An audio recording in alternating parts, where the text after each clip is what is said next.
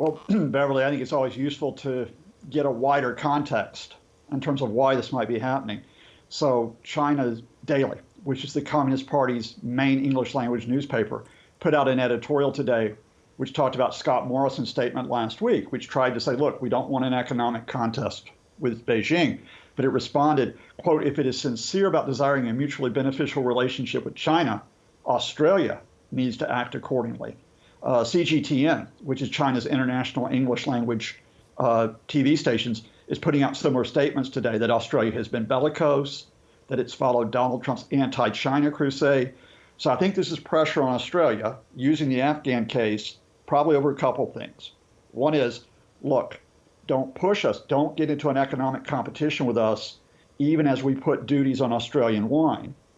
Secondly, don't think about criticizing our internal matters in China, like Xinjiang with the Uyghur Muslims, the issue of Hong Kong, in which many Australians are interested. In other words, Australia, one, back off of our affairs, and two, with a new Biden administration coming into the United States, don't think about siding with Washington against us. Yeah, it is a great point you make about the US and the fact that China sees Australia as an extension of the US. Given this sort of counterattack, should have Scott Morrison changed how he responded to what was put out on social media? What did you make of his response? Well, I think you always call out disinformation wherever it occurs. And clearly, with what is not just fake news, but fake news with a pointed political approach. You say, look, we see what you're doing. This is not appropriate. But I think the best response, even though I'm not an advisor to Scott Morrison, is for the Australian government to proceed with what it's doing in terms of the inquiry following the Brereton report. There are serious charges placed there. There's a question about whether people should be prosecuted for it. The best response to China saying, oh, this is horrible, look at what Australia is doing, is to be transparent, to adhere to the rule of law, and to set a standard to which all countries, including Beijing, should also try to emulate. You know, in other words, don't try to do a tit for tat with China by saying, okay, now we're going to talk about Hong Kong. Here's a bit of fake video as well, just to get back at you. Yeah.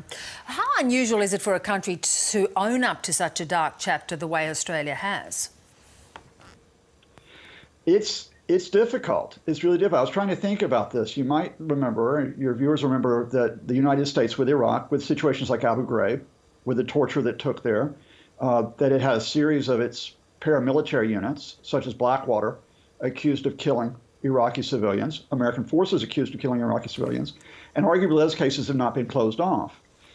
Here in the United Kingdom, think about the whole question of Bloody Sunday, all the way back in 1972. In almost 50 years, we don't really have complete closure on those killings of people in Northern Ireland by British special forces, paratroopers. So it is difficult, I think, because on the one hand, you've got a military who are protecting your country. You want to make sure that you support those folks in protecting your security. But secondly, you do have, if you're going to proclaim to the world and to your people a rule of law, you've got to maintain that. You've got to walk the walk and not just talk the talk. And that's a good point, because Russia has weighed in on that, saying Australia should not be talking about, you know, the rules-based order when it is behaving in this way. Yet quite a muted response from Afghanistan itself. What have you made of that? Well, I mean, Russia, that's what Russia does. Look, we're talking about a system there with Mr. Putin, which has carried out nerve agent attacks here in the United Kingdom in recent years, which has split up Ukraine, which has supported mass killing in Syria, continues to do so to this day, which shot down or helped shoot down a Malaysian airliner over Ukraine in 2014, something Australia has pointed out. So they always point the finger and say, oh, it's you, it's not us.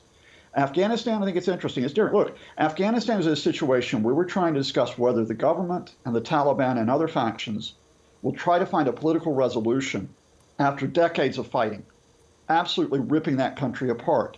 We're still a ways away from any type of resolution, but they're all talks.